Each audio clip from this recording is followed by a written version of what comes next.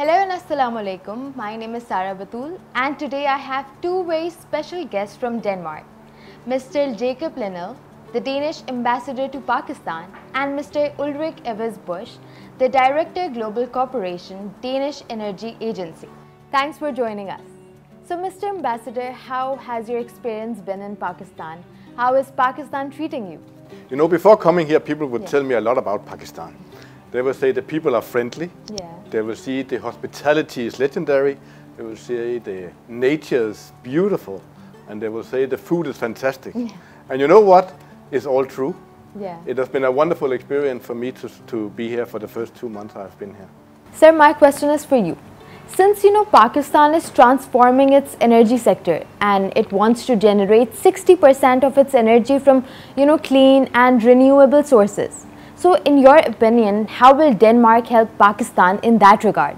And what is this Danish energy transition initiative that we're hearing about?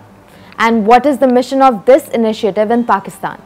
I would say that we are very happy that Pakistan has chosen this path and has these very ambitious targets, and the collaboration that Denmark has with Pakistan within the area of energy is targeted at just that.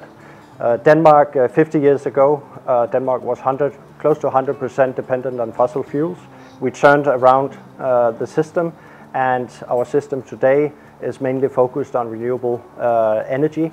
And at around 2028, we will be 100%, or 100% of our electricity will come from renewable energy. And that transformation and that experience is exactly what our cooperation with Pakistan is about. It's about taking that knowledge and experience and put that at the disposal of Pakistan. Since Denmark is a global frontrunner in the green transition, and recently Pakistan and Denmark has entered into this green framework agreement, so how will Denmark help Pakistan achieve the net zero status? I think the agreement is important in the sense that I think it's very important that we work on many different levels, at both government level, creating the right framework for this transition to happen. You need to have the regulation and legislation in place, also in order to create an investor-friendly environment. It's not only about the framework, but you also need to get the private sector involved. So bringing all of that experience into the picture is important, and by having a framework agreement which is anchored at government level, I think that shows the commitment of both Denmark and Pakistan to make that transition. Denmark and Pakistan, we're very good friends. Yeah. We have been partners for many years in many different sectors. Today we have this very important mission with Ulrich and his team from the Energy Agency to combat climate change. We all see climate change happening every single day. We see it very tragically here in Pakistan. We have seen the floodings recently, and also it's very important for me to send my sincere condolences, not only from me, but from Denmark to the victims, the millions of victims of these floodings. It's terrible. And we need to change our behavior. We need to have a more climate resilient, and we need to stop climate change for our children and our future generations. And we cannot do that on our own. We need to cooperate. Denmark cannot do it by ourselves.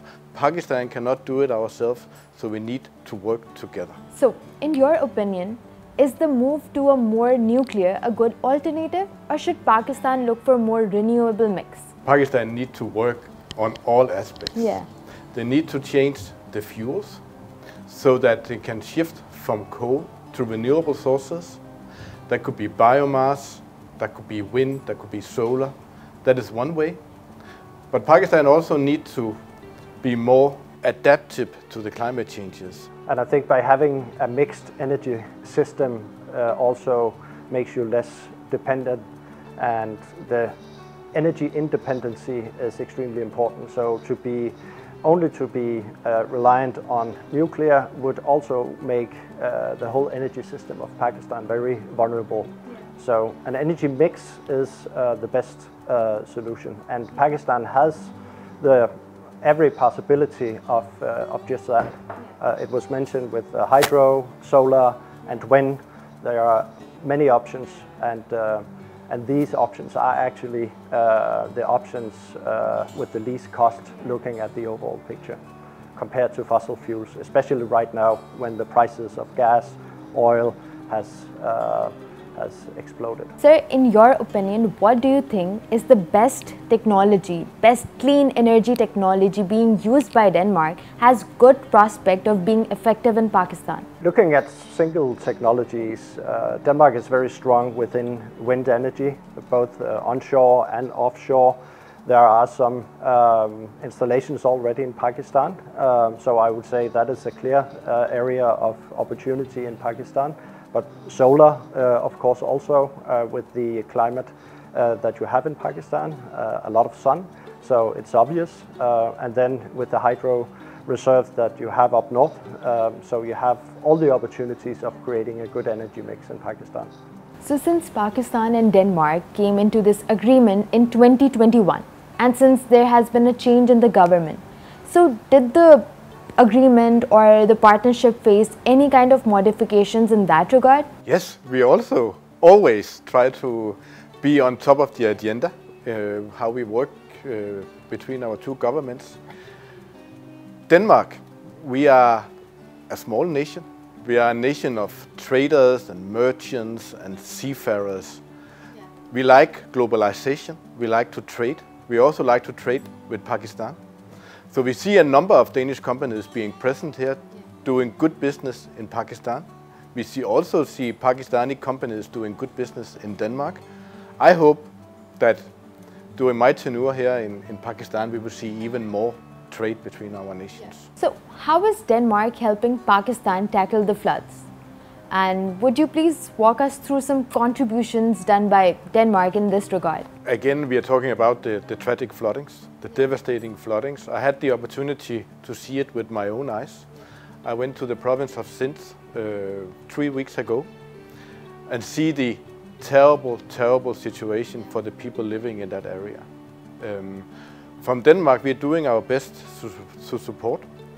Of course, we have international partners like the FN, like the UN, the EU, international NGOs. We also been fortunate that we have been able to provide a water treatment facility to provide clean water for many thousands of people.